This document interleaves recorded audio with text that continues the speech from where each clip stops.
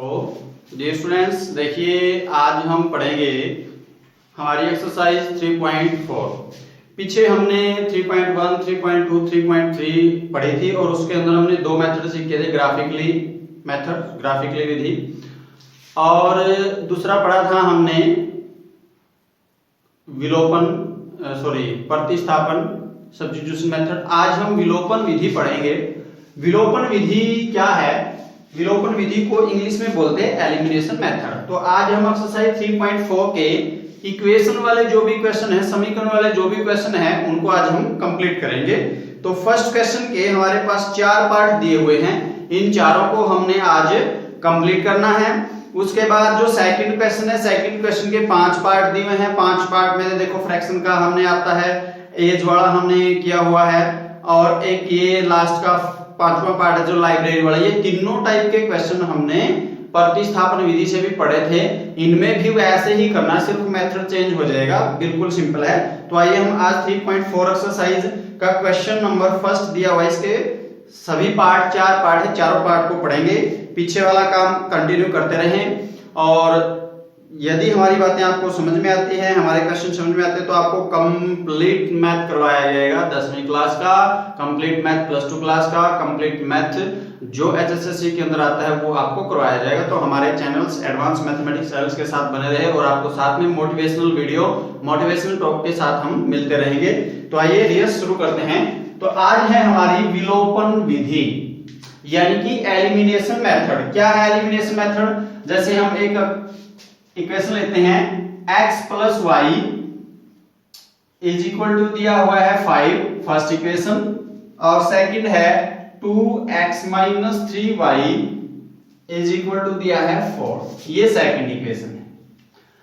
देखिए सबसे पहले हमें क्या करना है, हमें ये देखना है कि हमारे पास जो दो इक्वेशन दी हुई है, उन दोनों इक्वेशनों में संतुलन है या नहीं। संतुलन का मतलब है कि इस विधि के अंदर x y के मान एक साइड कर लेंगे, और जो बिना x y की वैल्यू है उसको एक साइड कर लेंगे, यानी कि जो कांस्टेंट टर्म है हमारे पास उसको हम दूसरी साइड लिख लेंगे। उसके बाद हम क्वेश्चन को निकालना शुरू करेंगे। अब देखें, फर्स्ट इक्वेशन है, ये बिल्कुल सही है, फर्स्ट इक्वेशन हमारी। क्यों? x y एक साइड है इसके अंदर, और कांस्टेंट टर्म एक साइड है, इसमें भी x y एक साइड है और कांस्टेंट टर्म एक साइड है। क्लियर? अब हमने क्या करना है, हमारा जो दूसरा स्टेप है, यदि बटे में दी हुई है तो एलसीएम ले लेंगे, यदि बराबर से साइड उस साइड है तो उसको बराबर से एक्स वाई को बराबर से साइड लिख लेंगे, और बगैर एक्स वाई की वैल्यू उसको साइड लिख लेंगे, और उनको नाम दे देंगे समीकरण नंबर, इक्वेशन नंबर 1 और 2। ठीक है। अब हमने क्या करना है, विलोपन विधि के अंदर, एलिमिनेशन मेथड के अंदर, फर्स्ट इक्वेशन है जो इसका x का वेरिएबल और सेकंड इक्वेशन का x का वेरिएबल, ये दोनों सेम करेंगे, या ऐसे ही हम y के दोनों सेम होने चाहिए। या तो x के वेरिएबल सेम करो या y के वेरिएबल सेम करो, मर्जी हमारी है। तो जैसे देखो यहां पर x का वेरिएबल क्या है, इसके साथ x का मल्टीपल्स क्या है, 1, x के साथ मल्टीपल्स क्या है, 1, यहां पर x के साथ क्या है, 2। तो यदि यहां भी 2 करना हो तो क्या करना पड़ेगा, इस समीकरण को 2 से गुणा करनी पड़ेगी, तो यहां 2 हो जाएगा। अब गुणा ये तो है नहीं, हम अकेली x के साथ कर देंगे, अकेली y के साथ। जब हम गुणा करेंगे, मल्टीप्लाई करेंगे, तो पूरी इक्वेशन के साथ हमें गुणा करना पड़ेगा।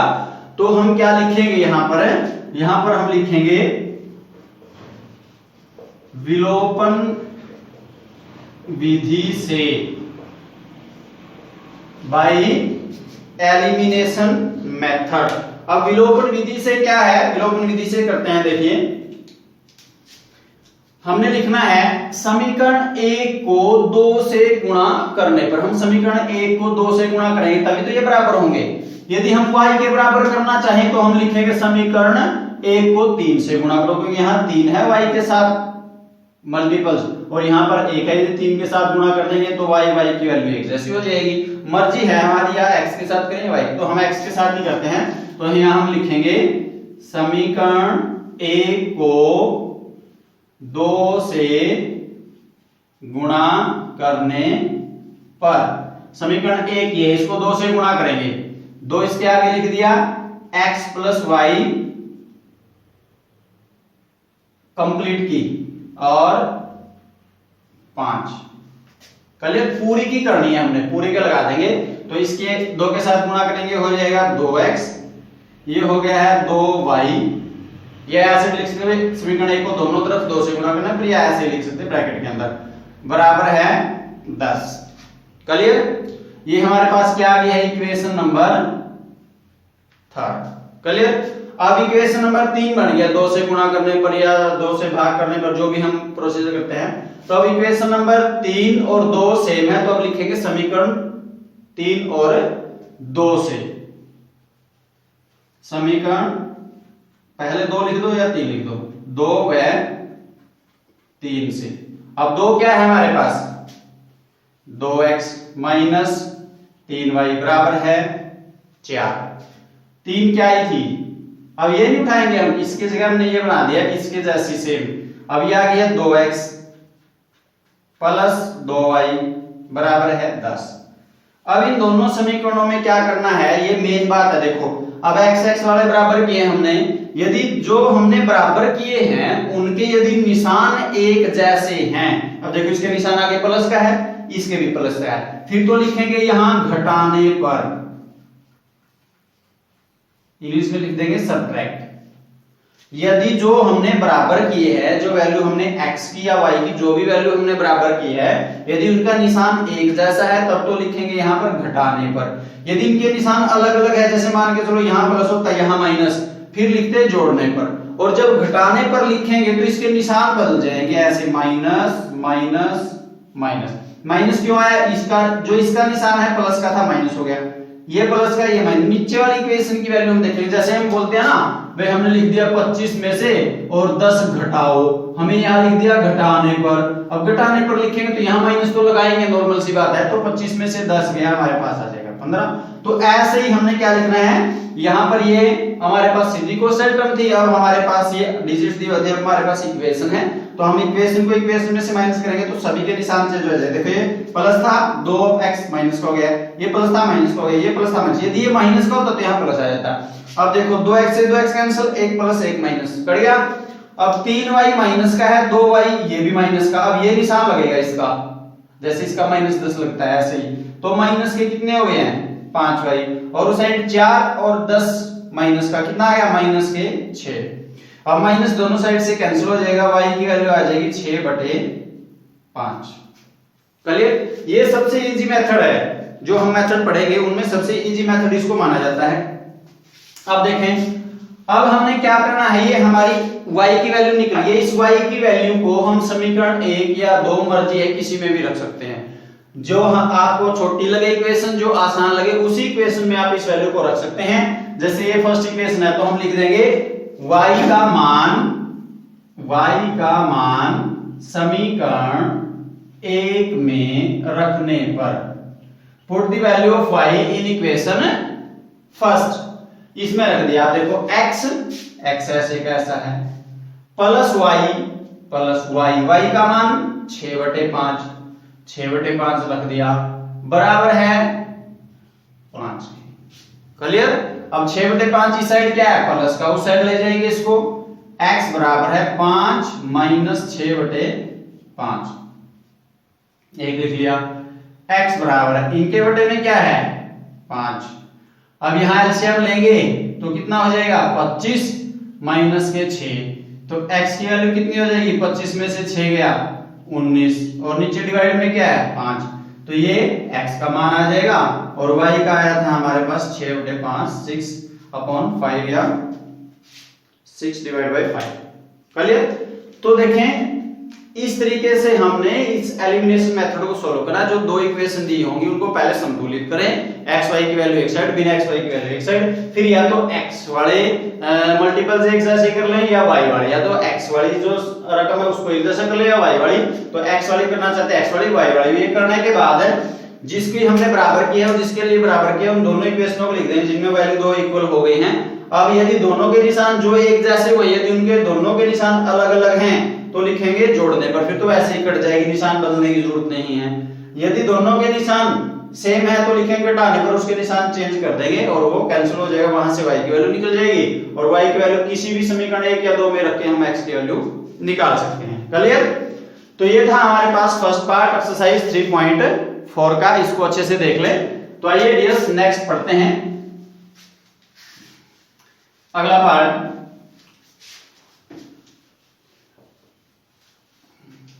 अगला पार्ट दिया हुआ है हमारे को 3x + 4y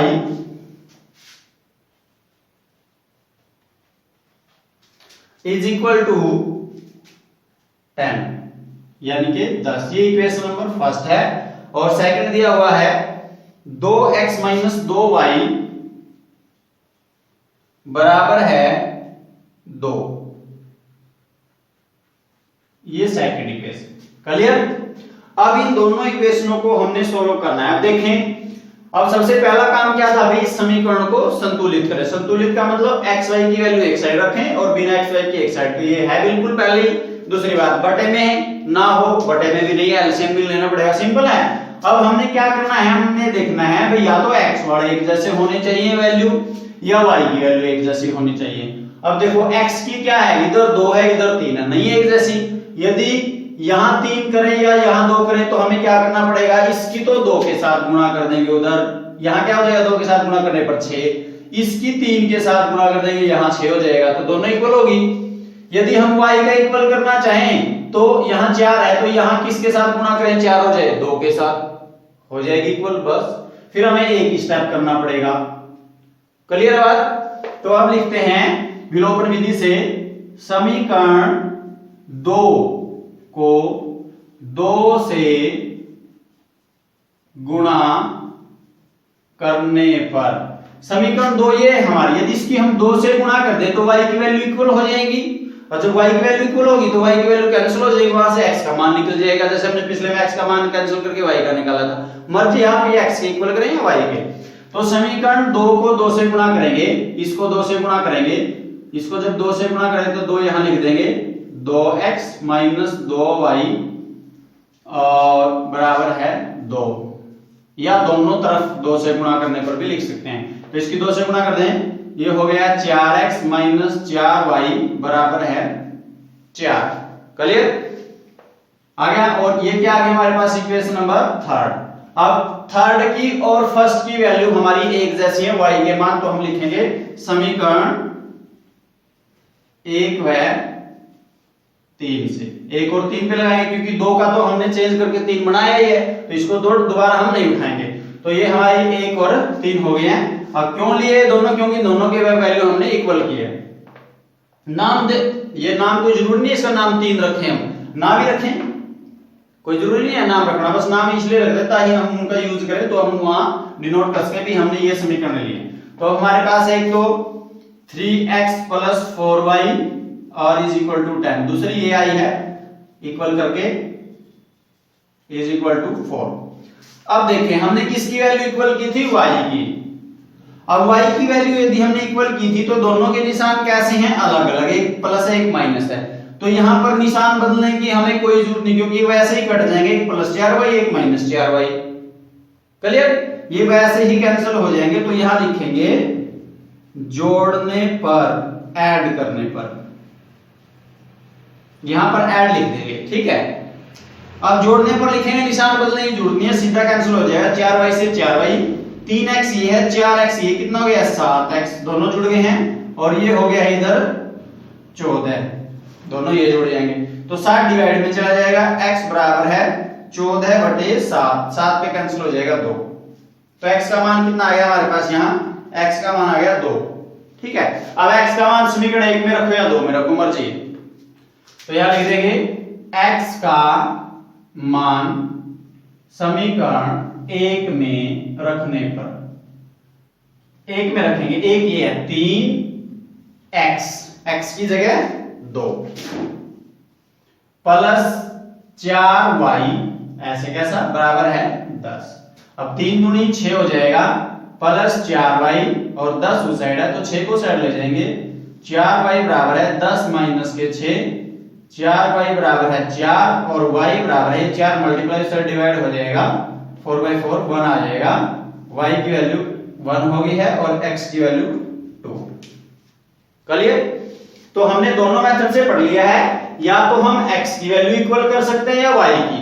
सिर्फ आपको इस विधि के अंदर 2-3 बातें ही ध्यान में रखनी है। या तो आप x की वैल्यू इक्वल करें या y की। सबसे पहला काम है इक्वेशन को सेटिस्फाई करना, संतुष्ट करना, संतुलित करना, यानी कि x की वैल्यू एक साइड, y की वैल्यू एक साइड। जब वो इक्वेशन हमारी इक्वल हो जाती है, संतुलित हो जाती है, फिर उसको हमने क्या करना है, या तो x की वैल्यू एक जैसी करो या y की वैल्यू एक जैसी करो।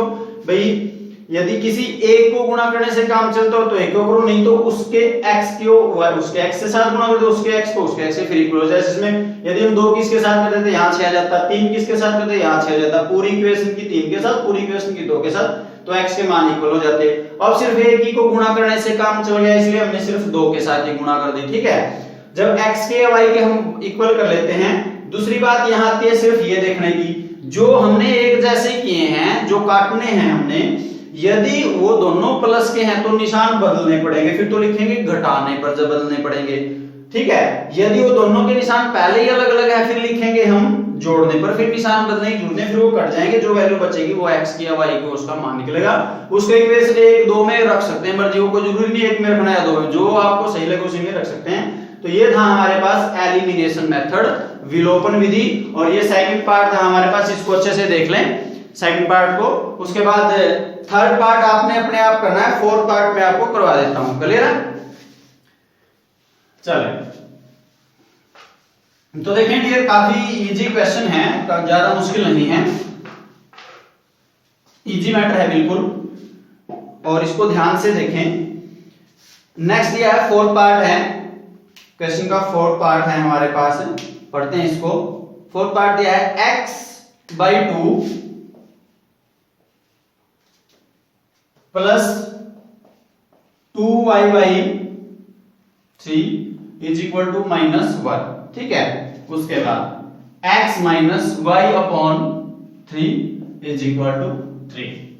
ये दो इक्वेशन दी है, तो हमने सबसे पहले क्या सीखा, इक्वेशन को संतुलित करें। संतुलित का मतलब x y की वैल्यू एक साइड और बिना x y की, तो x y एक साइड है, बिना x y एक साइड है, बिल्कुल। उसके बाद एलसीएम लेना पड़ेगा क्योंकि ये बड़े में दी है, तो एलसीएम ले लेंगे।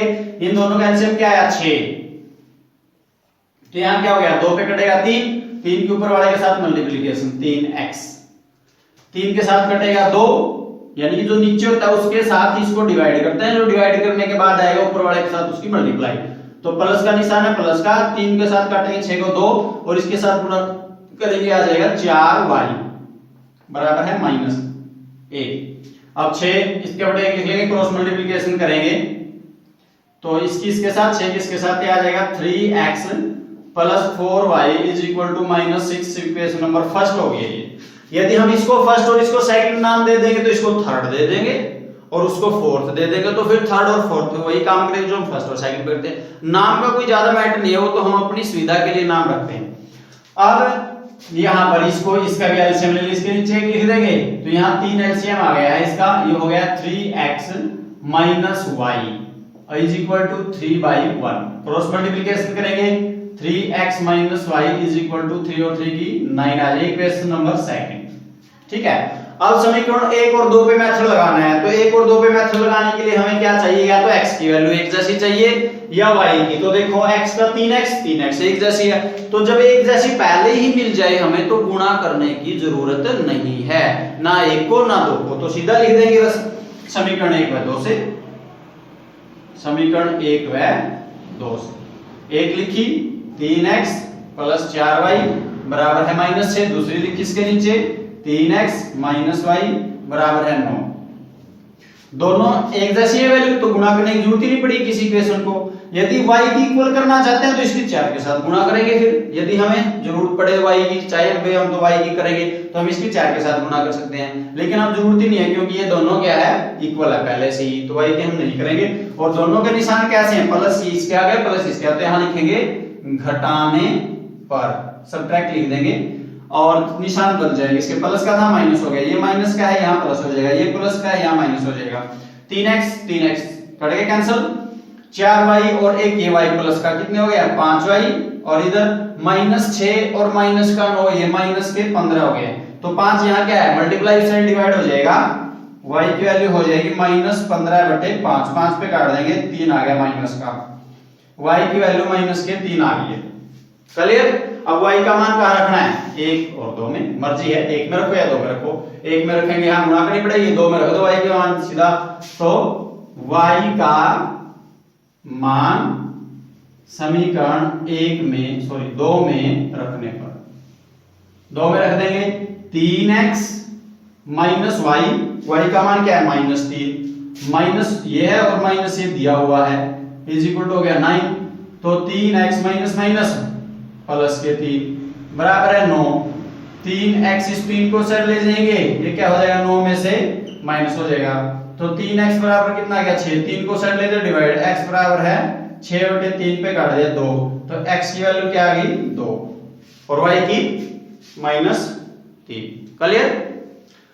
तो देखिए डियर्स, ये था हमारे पास आज का एलिमिनेशन मेथड, विलोपन विधि, और विलोपन विधि से हमने फर्स्ट क्वेश्चन के जो हमारा एनसीईआरटी का मैथड जो इसके अंदर 3-4 पार्ट दिए हुए थे फर्स्ट क्वेश्चन के, ये चारों पार्ट हमने आज सोल्व कर लिए हैं। सेकंड क्वेश्चन के 5 पार्ट दिए हुए हैं, इन 5 पार्टों को भी हम सोल्व करेंगे कल, और उनमें से 2-3 पार्ट तो हमने पढ़ लिए हैं दूसरे मेथड से, आज विलोपन विधि से भी हम उनको कर लेंगे। तो ये था हमारे पास एलिमिनेशन मेथड, तो ये चारों पार्ट आपने इसके क्लियर करने हैं, टाइम टू टाइम वर्क करते रहें, लगातार चलते रहें, लॉकडाउन चलता रहेगा लेकिन हमारा काम भी उसी तरीके से चलता रहेगा, पढ़ाई को बाधित ना होने दें, और ये न सोचें कि लॉकडाउन चला हुआ है तो पढ़ाई करने की जरूरत नहीं है, पेपर नहीं होंगे, स्कूल नहीं लगेंगे, ये नहीं होगा, वो नहीं होगा, फिर पढ़ लेंगे स्कूल टाइम के बाद, स्कूल लगेगा तब पढ़ लेंगे। तो इस बात को आप अपने माइंड से निकाल दें, आप हर रोज कंटिन्यू काम करें, कुछ भी हो सकता है, कभी भी स्कूल लग सकते हैं, कभी भी एग्जाम हो सकते हैं, कभी भी आप की क्लास के बारे में कोई भी नोटिफिकेशन आ सकता है कि कब से स्कूल लगेंगे, कब से क्लासेस लगेगी, क्या सिलेबस है, कब एग्जाम होंगे, ये सारी बातें जल्द हो जाएंगी। आप अपनी पढ़ाई को बाधित न करें, किसी दूसरे के अफवाहों में न आए, ये न सोचे भी पेपर नहीं होंगे, ये नहीं होगा, वो नहीं होगा, पढ़ाई ऐसे ही चलेगी, आपके पेपर भी होंगे, वो सरकार डिसाइड करेगी कब होंगे, कैसे होंगे, सिचुएशन को देखते हुए आप कंटिन्यू काम करते रहें। बहुत सारे कॉलेजों में तो ऑनलाइन पेपर के बारे में प्रक्रिया चली हुई है कि पेपर ऑनलाइन लिए जाएं, क्या पता स्कूलों में भी ऐसा हो जाए भी ऑनलाइन पेपर के बारे में सरकार को निर्णय लेना पड़े।